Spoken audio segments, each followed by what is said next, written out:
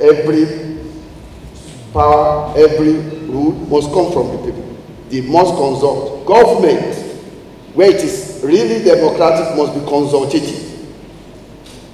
Even Babangida in military garb was quite consultative, although in a Maradonic form.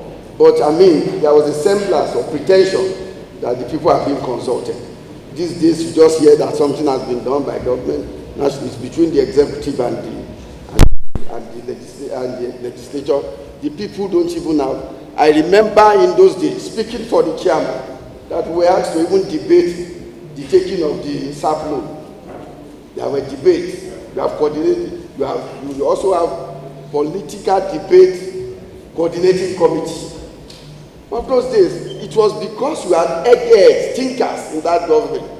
It was not maybe by Babangida himself alone. You have Mansa, you have Tifri, you have all sorts of consultative forum for the people to make contributions into governance. Today, under democratic rule, those are non-existent. You even invite government to programs like this, they would come. It shows that even in what you call legislative engagement, it's not going on. It's not share the money, share the money, share the money. We cannot run prepender government, prepender politics.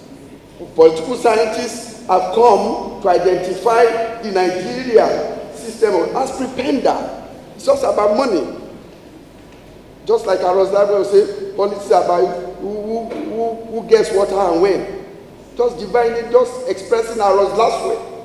So we must do it correctly.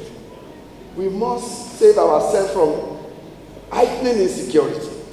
The old security that Trump was talking about stems from the fact that the people are not taking ownership, and so they don't even love their country anymore. They don't even believe in the country. The people of Nigeria do not believe. Everybody to himself, you do your own borehole by yourself. Where is government in all of this? So government is captured, governance is captured, state captured. It's in the pocket of those who are in government. So we can't continue that way. We are all going to be doomed. If we continue, we allow ourselves to run that route, we are going nowhere. Everybody that thinks they wear Agbada today and whatever, they are going the same route. It's coming one by one. It started in Borno, Maiduguri. It's getting to Ondo. It's getting to Kogi. It's getting to Lagos. So what are you talking about? Well, we pity those in government because they have to raise humongous amount of resources to contest elections. And so they have to recoup their resources. They have to recoup. So they care less whoever dies. They have to, because how do they recoup to be able to come again? So that is the business of government. And Nigerian people seated here today must do something about that. We must be ready to do so or we die. It's either we do something. Death is staring everybody in the face. Even those in government are not safe. And so when people like Donald Trump come to talk, you know that it has gone overboard. Government must wake up. The right thing to do, as advised by the leadership of Petro under Chief is for us to sit down and say, hey, there's an emergency. What should we do?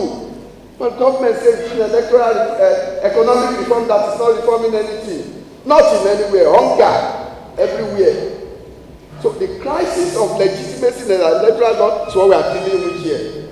We have had the national summit in July that deals with the fundamental of constitutional reform. But we are taking part of that, which is credible election in 2027, so that we can even solve the question of electoral legitimacy or government legitimacy, which we need to do ahead of the 2027. That's why we have invited very distinguished scholars, very eminent personalities.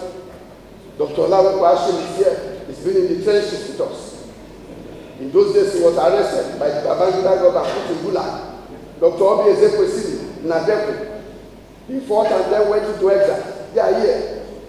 All of them are here to tell us what we should do going forward. It's not about the big baboon politician. It's about the quality of argument that you put on the table. And these are brilliant people here seated before you who can lead the nation effectively. So whatever we do today, there is law, and we push it forward to the National Assembly. This is what the Nigerian people want. The communique is going to be thick and strong. We are not here to joke. But we seize the streets. We seize the streets and say, give us peace until we leave the streets. That is why we are here, is to mobilize powerfully our people to take ownership of our country. That's why we are here. And it must start with our electoral laws. The National Assembly must be ready to engage us. So on this note, let me again return back to the chairman. He said I should greet you well, that